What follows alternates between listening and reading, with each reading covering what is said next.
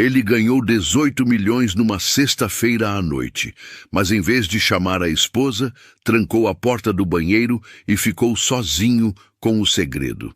Nos dias seguintes, pediu separação, pegou as malas e foi embora sem olhar para trás.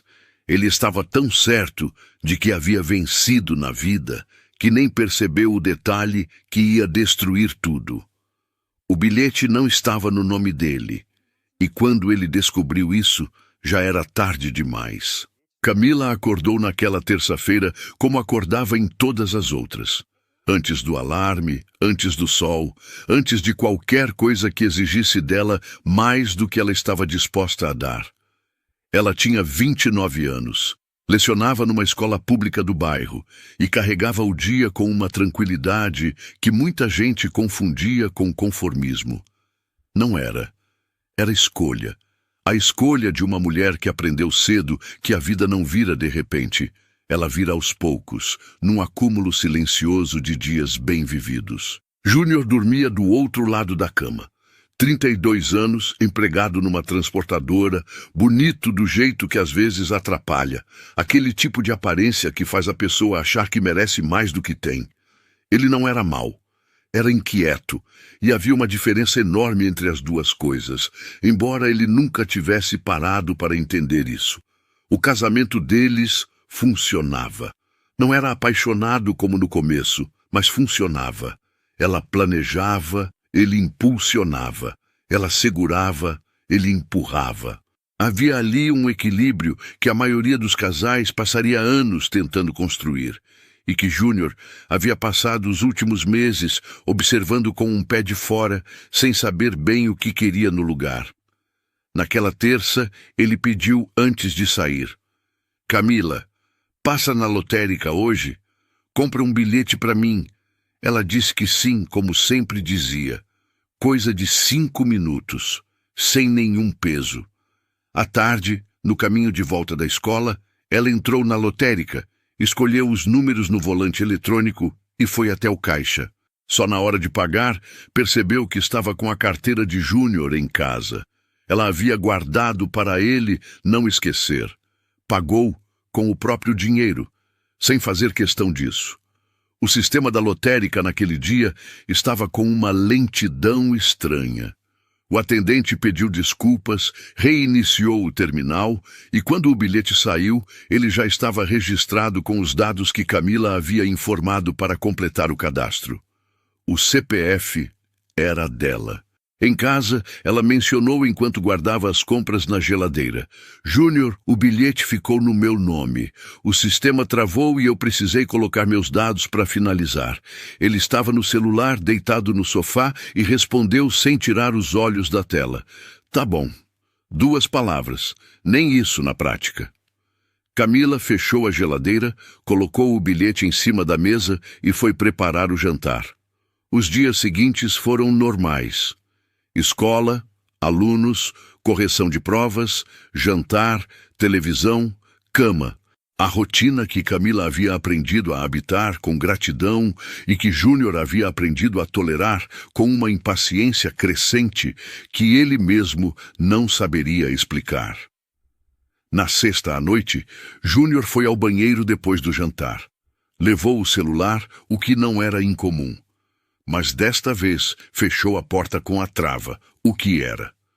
Camila estava na sala com um livro no colo e não prestou atenção.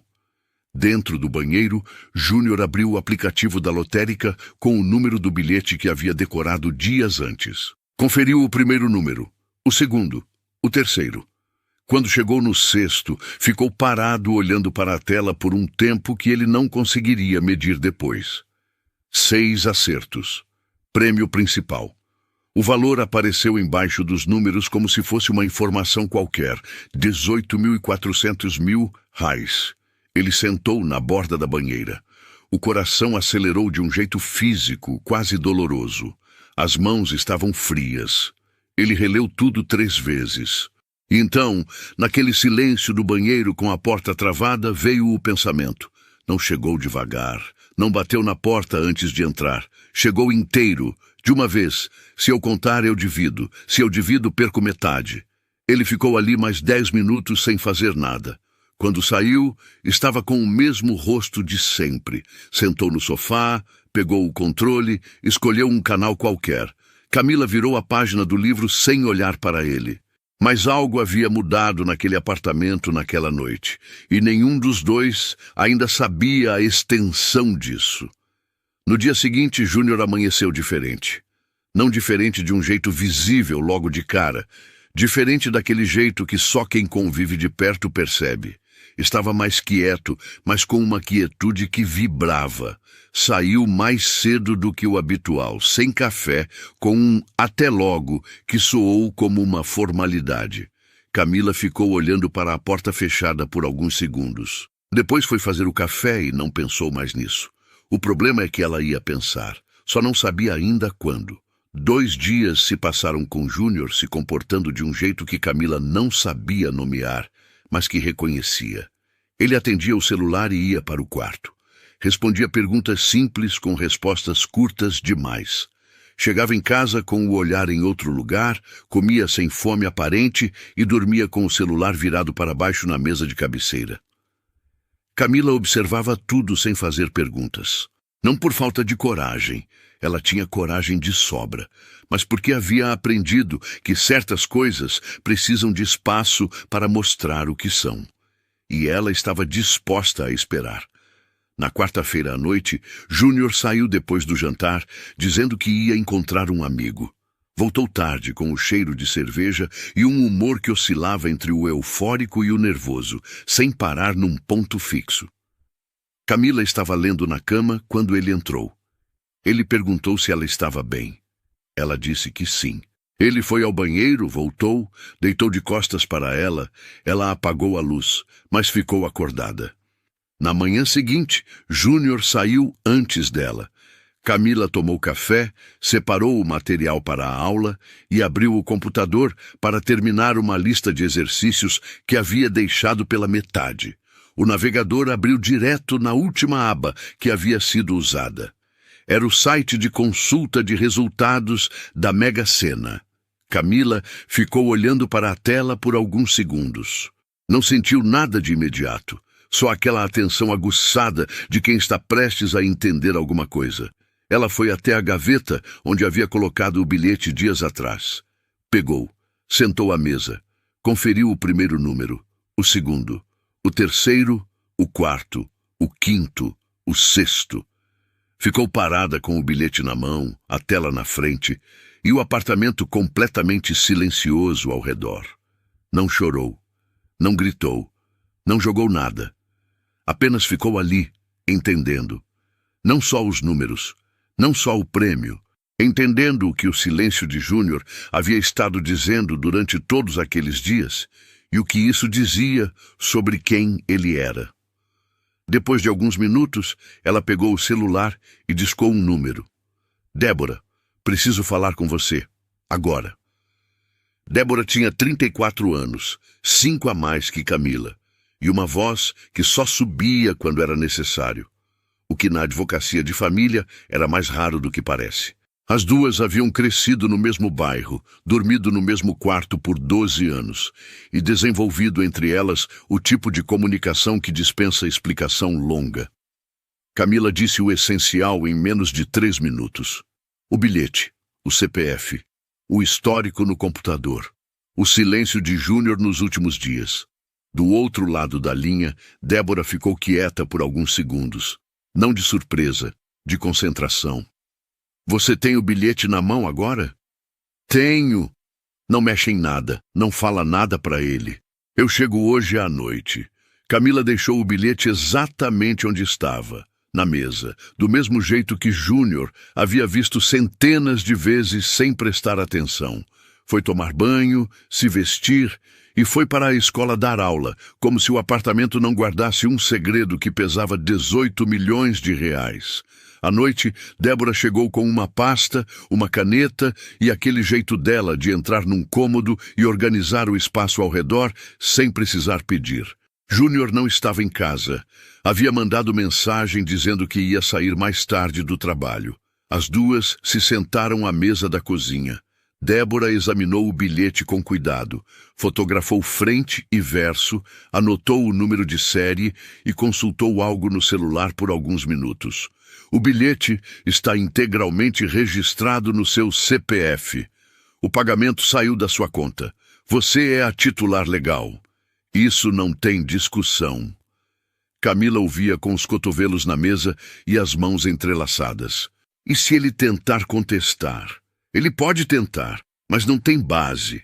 O registro é seu, o dinheiro era seu.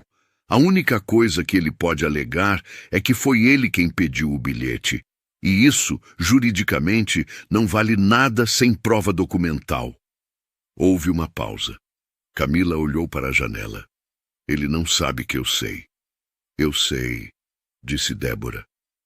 E por isso você precisa decidir agora o que quer fazer. Porque quando ele descobrir que o prêmio está no seu nome, vai depender do que você fez antes disso. Não era ameaça. Era só a realidade dita sem enfeite, do jeito que Débora sempre falava. As duas conversaram por quase 2 horas. Quando Débora foi embora, havia um plano. Simples, preciso, sem margem para improvisação. Camila fechou a porta, lavou as 2 xícaras e foi dormir antes de Júnior chegar. Nos dias seguintes, Camila observou o marido com uma atenção diferente. Antes ela olhava para ele e via o cotidiano.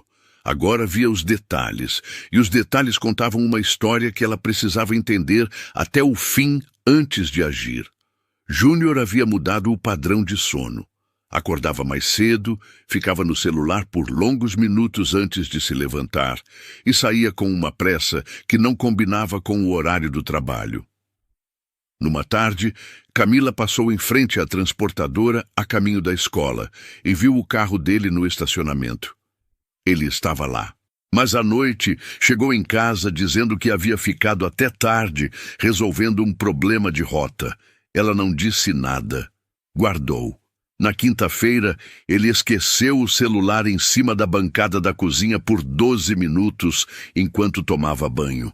Camila não desbloqueou, não tentou ler nada. Ficou olhando para aquele retângulo preto e pensando que, às vezes, o que a gente não faz diz mais sobre quem a gente é do que o que faz.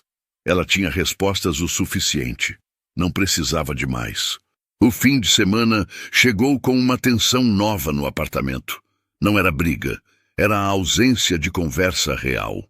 Os dois ocupavam o mesmo espaço e falavam sobre o jantar, sobre o tempo, sobre um programa na televisão.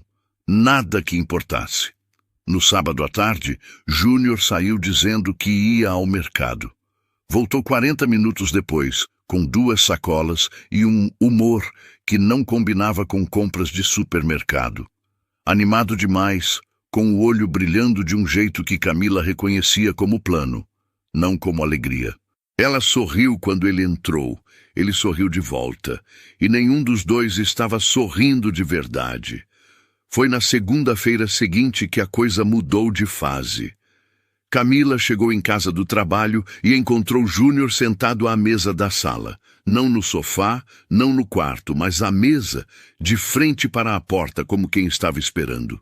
Havia algo no jeito que ele estava sentado que ela sentiu antes de entender. A coluna reta demais, as mãos fechadas em cima da mesa. O olhar que desviou por meio segundo antes de encontrar o dela. "Preciso falar uma coisa com você", ele disse.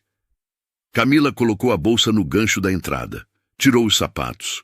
Foi até a cozinha, pegou um copo d'água, voltou e sentou do outro lado da mesa. "Pode falar." Júnior abriu a boca, fechou, abriu de novo. Quando as palavras saíram, eram vagas. O tipo de frase que tenta dizer algo sério, sem se comprometer com nenhuma verdade específica. Disse que havia pensado muito. Que sentia que os dois haviam se afastado, que estava num momento de mudança e precisava de espaço para entender o que queria. Camila o deixou terminar.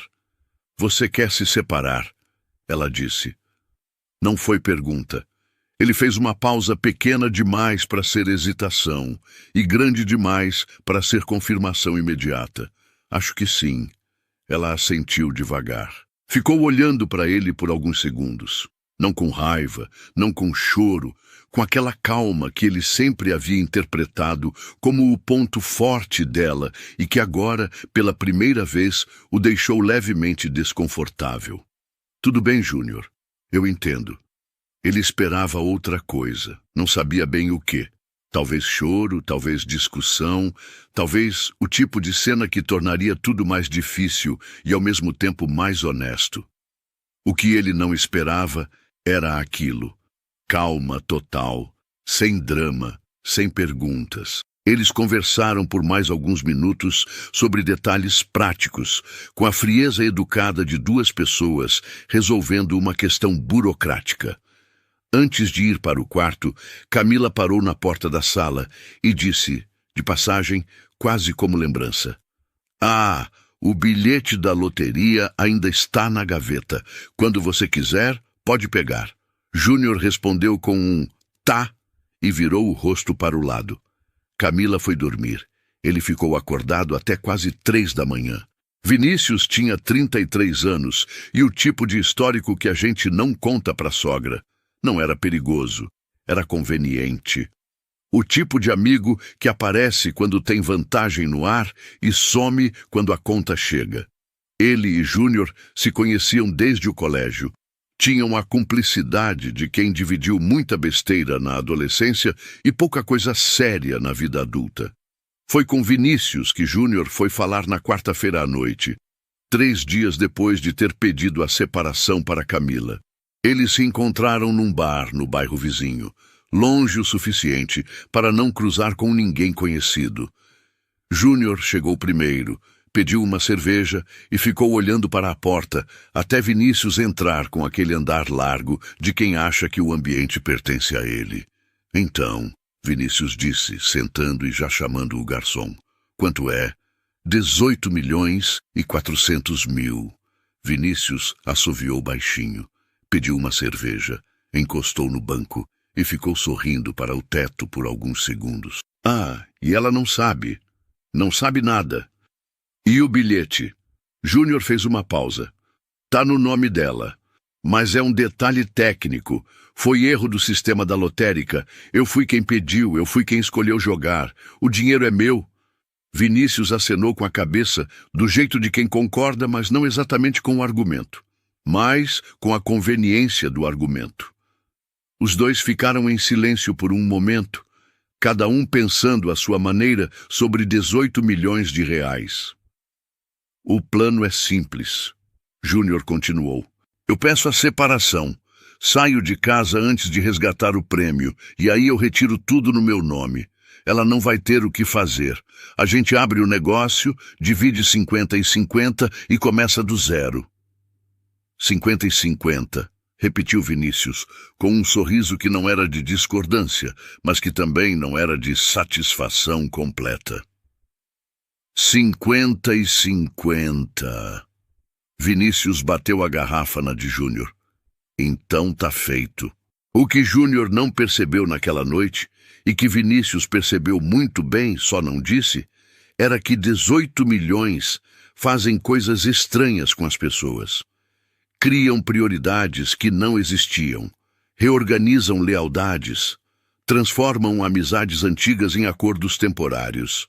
Mas Júnior estava animado demais para enxergar qualquer coisa além do número. Nos 2 dias seguintes, os dois se encontraram mais 2 vezes. Definiram que Júnior alugaria um apartamento no bairro onde Vinícius morava, que a separação precisava estar assinada antes do resgate, que Júnior deveria agir rápido, sem deixar brecha para conversa longa com Camila. Vinícius disse que tinha um contato que conseguia apartamento rápido, sem burocracia. Júnior perguntou quanto custaria o aluguel. Vinícius disse que era barato, um valor que diante de 18 milhões soou como nada. Júnior pagou o primeiro mês adiantado em dinheiro, sem contrato escrito. Vinícius disse que não precisava de contrato entre amigos. Na sexta-feira de manhã, 2 dias depois do pedido de separação, Júnior chegou em casa enquanto Camila ainda estava lá. Ela tinha aula no turno da tarde naquele dia. Ele entrou com uma mochila e começou a separar roupas em silêncio.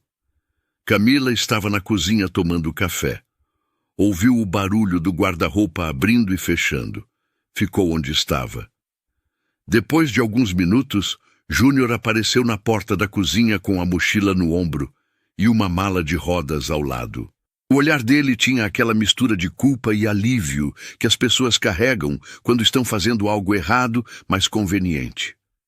"Vou pegar o resto das coisas no fim de semana", ele disse. "Tudo bem", Camila respondeu. "O café ainda está quente se você quiser." Ele declinou com um gesto leve da cabeça. Ficou parado por 2 segundos, como se esperasse alguma coisa. Uma última tentativa dela, uma pergunta, qualquer coisa que justificasse o que ele estava fazendo. Não veio nada. "Então, tchau, Camila. Tchau, Júnior. Cuida-se." Ele saiu. A porta fechou com um clique seco. Camila ficou olhando para a xícara na mão por um momento. Depois colocou na pia, pegou o celular e mandou uma mensagem para Débora. "Ele foi. Pode começar."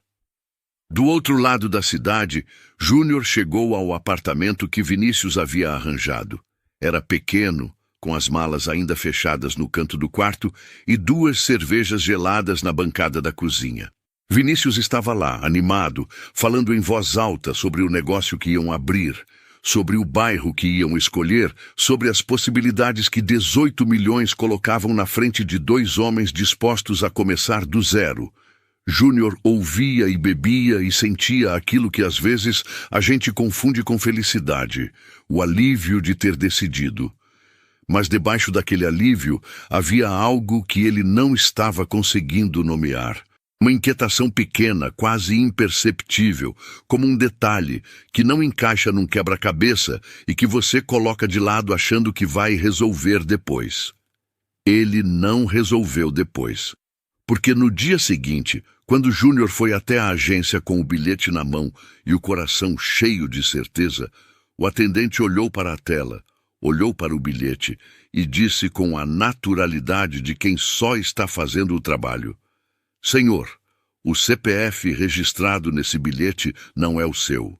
O sorriso de Júnior demorou 3 segundos para desaparecer. E quando desapareceu, levou junto tudo que havia construído nas últimas semanas.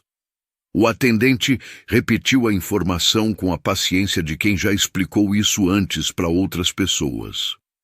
"O bilhete está registrado em outro CPF, senhor.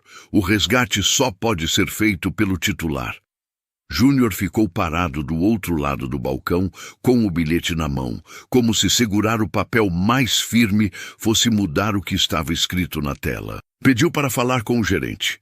O atendente disse que ia chamar, com aquele tom educado que não promete nada.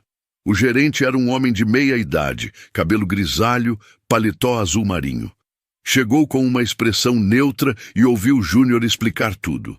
O pedido que havia feito para a esposa, o erro do sistema, o fato de que ele era quem havia escolhido jogar, com uma atenção profissional que não sinalizava nem concordância nem negativa. Quando Júnior terminou, o gerente olhou para a tela, olhou para o bilhete e disse o que o atendente já havia dito, só com mais palavras. "Senhor, o registro é vinculado ao CPF da titular. Não há como processar o resgate para um CPF diferente. Não é uma questão de intenção, é o que consta no sistema. Se o senhor acredita que há um erro, o caminho seria uma ação judicial. Mas aqui nesse balcão não há nada que eu possa fazer." Júnior saiu da agência com o bilhete ainda na mão. Ficou parado na calçada por alguns minutos, com o sol batendo de frente e o movimento da rua ao redor, como se nada tivesse acontecido. Um homem passou com um carrinho de feira. Uma mulher saiu da padaria do lado com um saco de pão. O mundo continuava no mesmo ritmo de sempre, completamente indiferente ao fato de que 18 milhões de reais haviam escorregado dos dedos dele em menos de 5 minutos. Ele ligou para Vinícius enquanto ainda estava na calçada. "O que aconteceu?" Vinícius atendeu no segundo toque. "O bilhete está no nome dela. Eles não me deixaram resgatar." Silêncio do outro lado. Não o silêncio de quem está pensando numa solução, o silêncio de quem está recalculando. Mas você disse que era um detalhe técnico. Era o que eu achava. Júnior. A voz de Vinícius mudou de tom.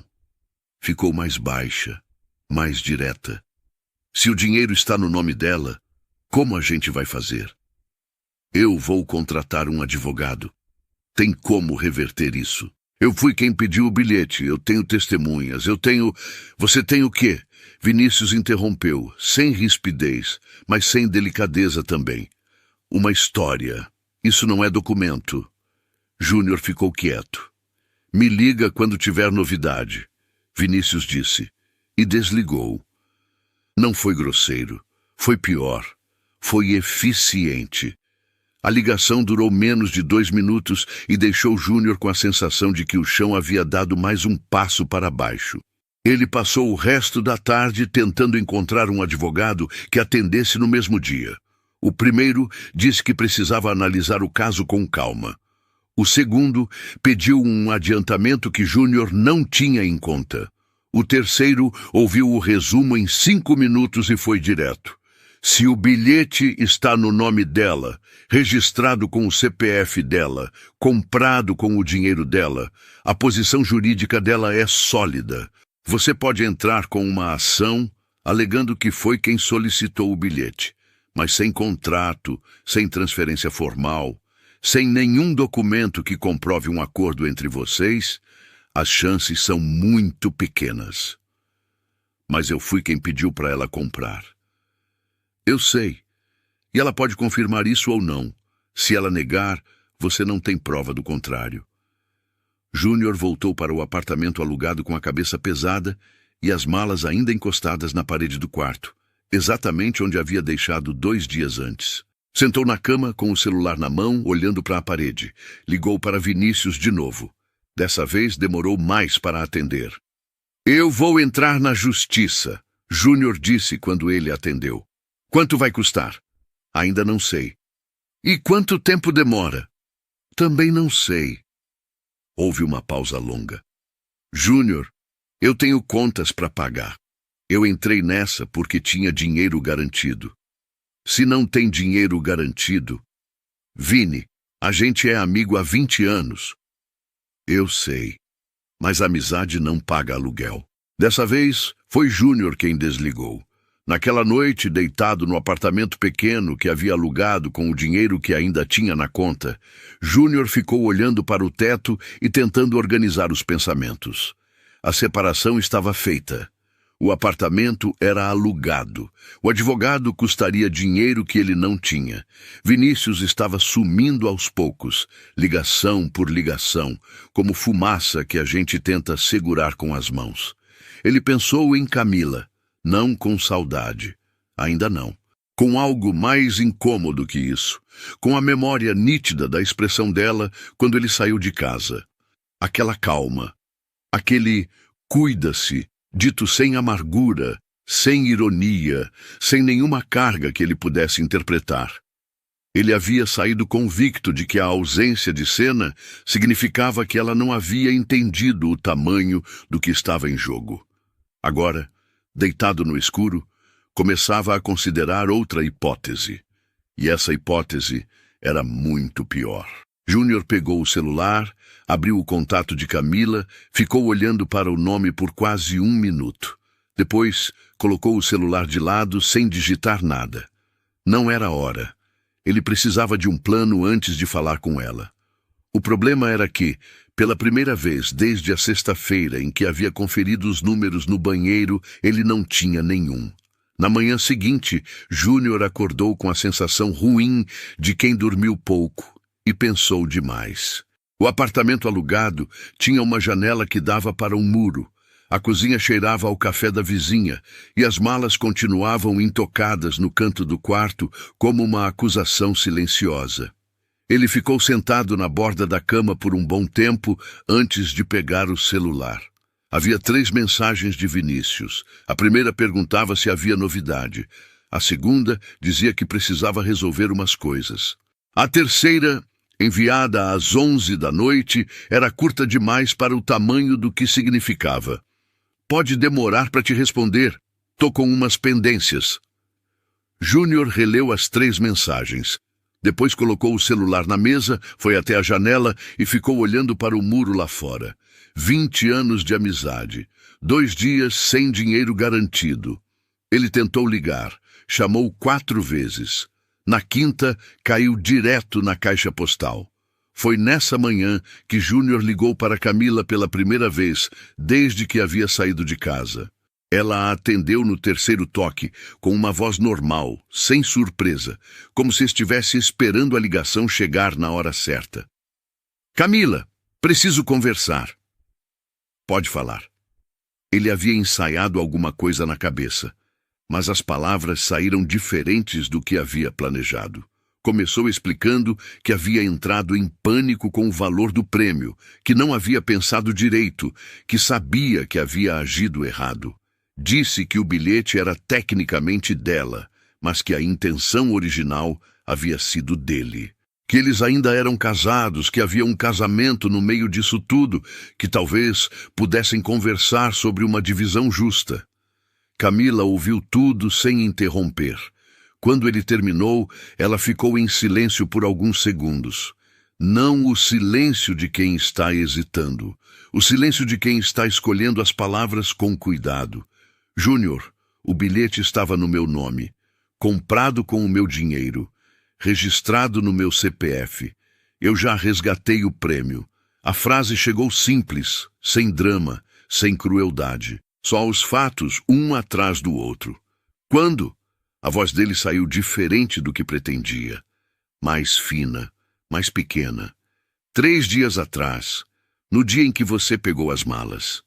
Júnior ficou parado com o celular no ouvido, o apartamento silencioso ao redor, e a conta fazendo-se sozinha na cabeça, enquanto ele celebrava com Vinícius com cerveja gelada, achando que havia escapado. Camila já havia resgatado tudo, com antecedência, com cada documento no lugar, sem pressa, sem susto, sem nenhuma cena. Débora cuidou de tudo, Camila completou, como se antecipasse a próxima pergunta. Cada detalhe estava verificado antes de você sair daqui. Ele tentou dizer alguma coisa. Não saiu nada que valesse. Eu não tô te ligando por causa do dinheiro, ele disse por fim, e era mentira e verdade ao mesmo tempo, do jeito que certas frases são as duas coisas juntas. Eu sei, Júnior, ela respondeu, sem sarcasmo. Cuida-se. E desligou. Júnior passou as horas seguintes num estado que não era exatamente desespero. Era mais parecido com aquela tontura de quem levou um tombo e ainda não sabe a extensão do machucado. Ele andava pelo apartamento pequeno, sentava, levantava, abria o celular sem ter com quem falar. Tentou Vinícius mais 2 vezes. Nada. À tarde, ligou para o advogado que havia consultado no dia anterior. Perguntou se havia alguma chance real de reverter a situação. O advogado foi honesto da forma que os bons advogados são, direto, sem enfeite. Se ela já resgatou o prêmio com toda a documentação em ordem, a posição dela é praticamente inabalável. O senhor poderia entrar com uma ação alegando enriquecimento sem causa, mas o ônus da prova é seu. Você precisaria demonstrar que havia um acordo formal, que o dinheiro utilizado na compra era seu, que houve uma combinação entre vocês. Sem nada disso em papel, o caminho é longo, caro e incerto. Quanto custa tentar? O advogado deu um número. Júnior olhou para o saldo no aplicativo do banco, subtraiu o aluguel, subtraiu as contas do mês. O que sobrava era menos do que o valor mínimo que o advogado havia pedido para começar. Desligou sem dar resposta. À noite, Vinícius mandou uma mensagem. Não era uma ligação, não era uma explicação. Era um texto curto, dizendo que havia conseguido um trabalho em outra cidade, que ia precisar se mudar, que a vida tinha dessas. Desejava boa sorte a Júnior com um ponto de exclamação que soou mais vazio do que qualquer silêncio. Júnior leu a mensagem 3 vezes. Depois colocou o celular embaixo do travesseiro. Deitou de costas no colchão fino do apartamento alugado. e ficou olhando para o teto com a mesma expressão de quem está tentando entender como chegou até ali.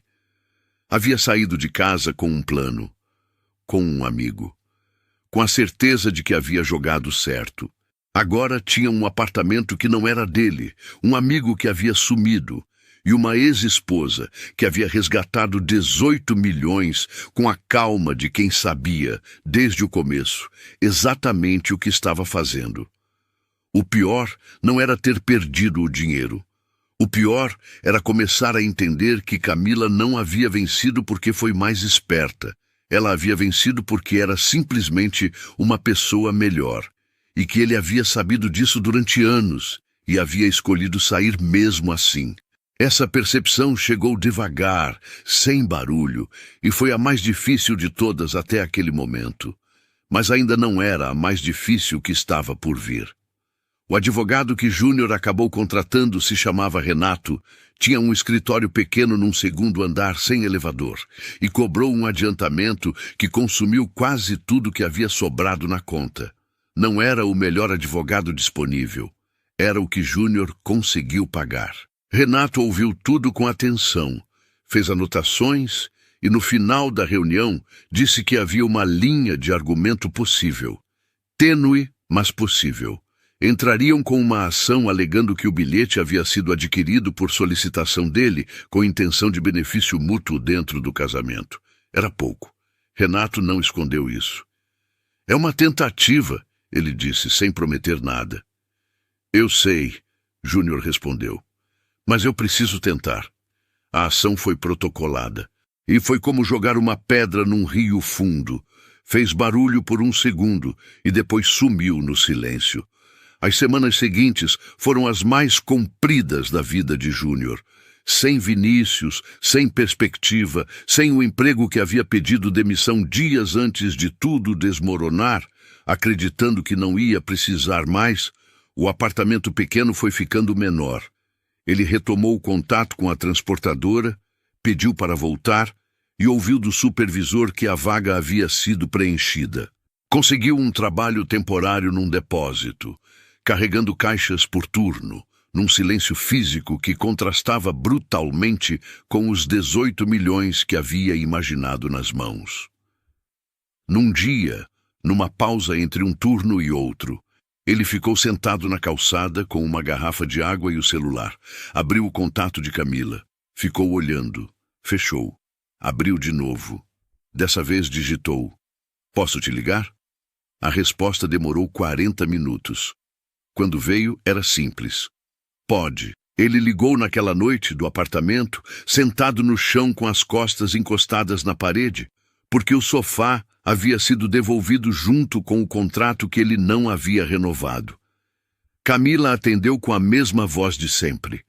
Júnior começou a falar e as palavras saíram de um jeito que ele não havia planejado, sem argumento jurídico, sem menção ao dinheiro, sem nenhuma estratégia. Saíram tortas, honestas, do jeito que as coisas saem quando a pessoa finalmente para de ensaiar. Disse que havia entrado em pânico quando viu o valor, que por um segundo havia se sentido maior do que era, e havia tomado uma decisão que diminuía tudo que havia construído com ela, que havia escolhido Vinícius, alguém que sumiu em 2 dias no lugar dela, que havia ficado anos do lado dele sem pedir nada em troca, que não estava ligando para pedir o dinheiro de volta, que sabia que não tinha direito nem ao dinheiro nem ao perdão, que estava ligando porque havia passado semanas sem conseguir dormir direito e havia entendido, finalmente, que o peso não era o dinheiro perdido. Era ela. Era saber que havia olhado para uma mulher boa, leal, paciente e havia decidido que 18 milhões valiam mais. Camila ficou em silêncio por um tempo depois que ele terminou.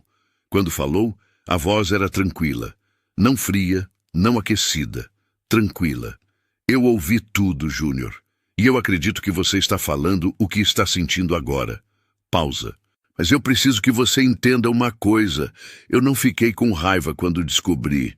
Fiquei triste, porque eu conhecia você há anos e sabia que essa escolha estava dentro de você. Eu só não sabia quando ia aparecer, Quando apareceu, eu não me surpreendi. E isso foi a parte mais doída de tudo. Júnior não disse nada. Eu te perdoo, ela continuou. Não porque você merece agora, mas porque guardar isso dentro de mim não me serve. Eu te perdoo e desejo que você encontre, com o tempo, uma versão de você que não precise de 18 milhões para saber o que vale. Camila. Mas eu não vou voltar, e não é por mágoa. É porque eu passei anos sendo o equilíbrio de um casamento que só eu estava sustentando. Eu merecia um parceiro, não um projeto. O silêncio depois dessa frase foi diferente de todos os outros silêncios da conversa. Era o tipo de silêncio que não pede resposta. Cuida-se, Júnior. Ela desligou. Júnior ficou sentado no chão por um longo tempo depois da ligação. Não chorou de imediato.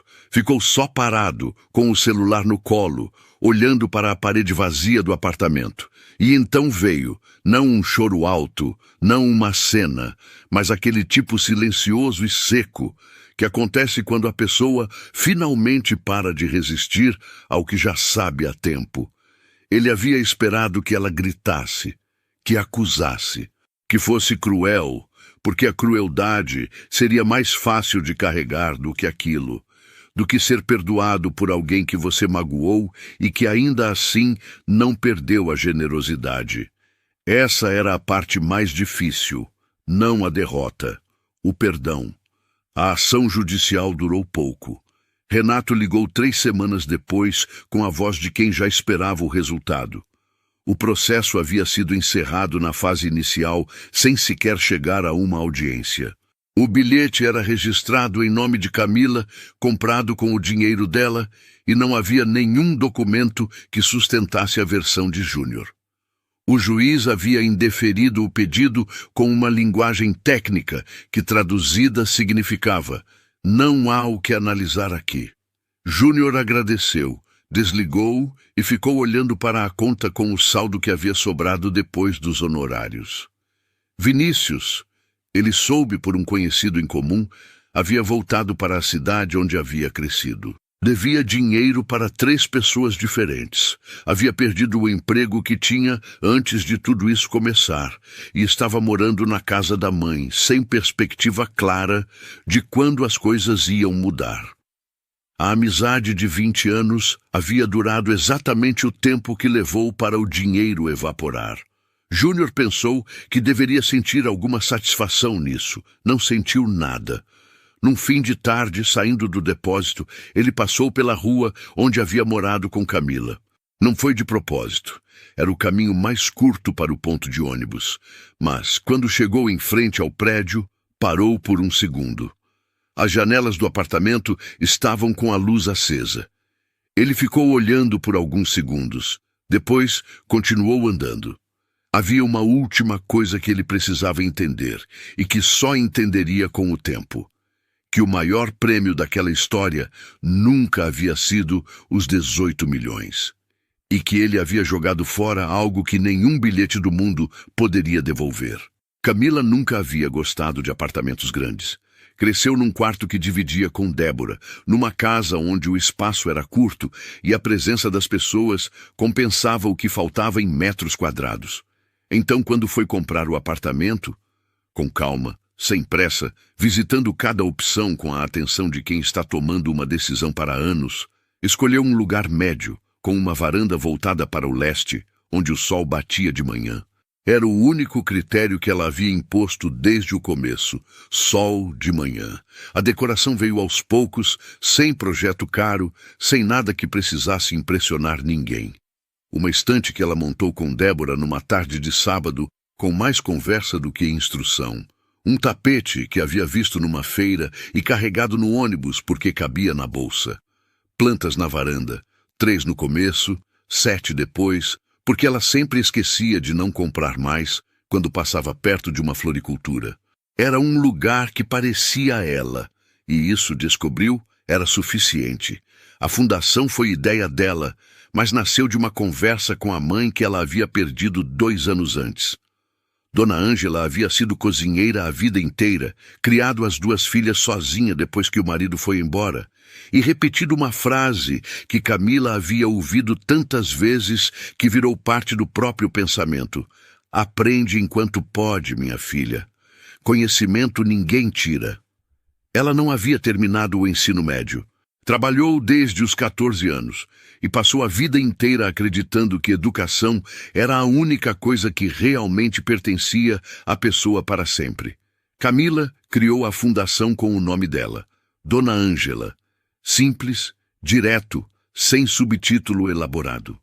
O foco era a educação infantil, reforço escolar, material didático, apoio a professores de escolas públicas do bairro onde as duas haviam crescido.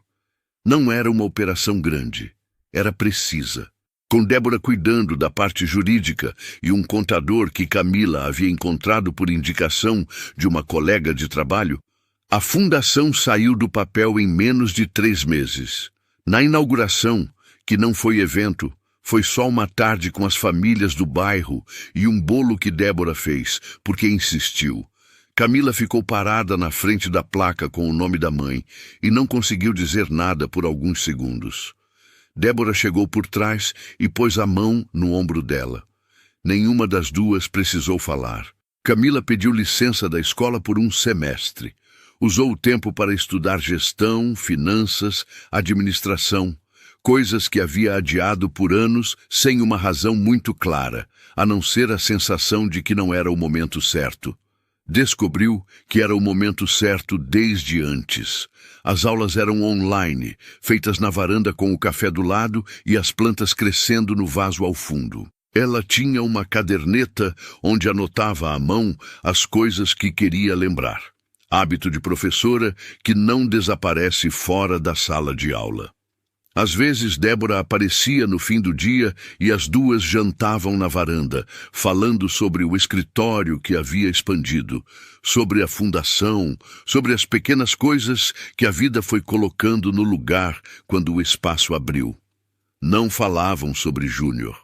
Não porque fosse proibido, simplesmente porque havia deixado de ser o assunto central. Ele havia virado uma parte da história, não a história inteira. Débora expandiu o escritório 6 meses depois, com a estabilidade que a proximidade com a irmã havia permitido.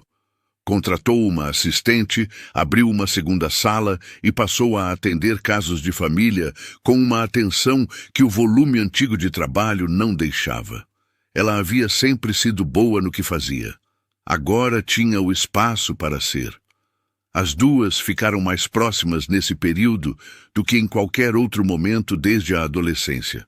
A diferença era que, na adolescência, a proximidade vinha da necessidade. Agora vinha da escolha.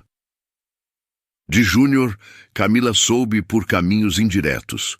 Uma colega que cruzou com ele, um conhecido em comum que mencionou de passagem, que havia voltado a trabalhar, não na transportadora, em algo diferente, que estava bem, na medida do possível, que havia mudado de bairro. Ela ouviu essas informações sem alegria e sem pena. Com a neutralidade de quem se importou muito por muito tempo e aprendeu, aos poucos, a redirecionar esse cuidado para lugares que correspondiam. Havia uma frase que ela havia escrito na caderneta naquele período, sem contexto específico, que apareceu numa manhã enquanto estudava e ficou lá, sozinha na página. Perdoar não é abrir a porta de volta, é fechar sem trancar. Ela não sabia se havia lido em algum lugar ou se havia pensado sozinha. Não importava muito. Importava que era verdade. Num sábado de manhã, alguns meses depois de tudo, Camila acordou sem alarme, fez café, pegou o livro que havia começado na semana anterior e foi para a varanda. O sol entrava do jeito que ela havia planejado quando escolheu o apartamento. As plantas estavam crescendo mais do que o esperado, ia precisar de mais vasos em breve. O bairro lá embaixo tinha o movimento lento dos sábados, pessoas caminhando sem pressa, uma criança andando de bicicleta na calçada. Ela ficou ali por um longo tempo, com o café esfriando do lado e o livro aberto no colo, sem sentir necessidade de fazer nada além do que estava fazendo. Não havia vitória sendo comemorada naquela varanda. Não havia mágoa sendo digerida. Havia só uma mulher de 29 anos que havia atravessado uma das coisas mais duras da vida e chegado do outro lado inteira, não apesar de quem era, mas por causa de quem era. O sol batia no rosto dela. Ela fechou os olhos por alguns segundos. E foi suficiente.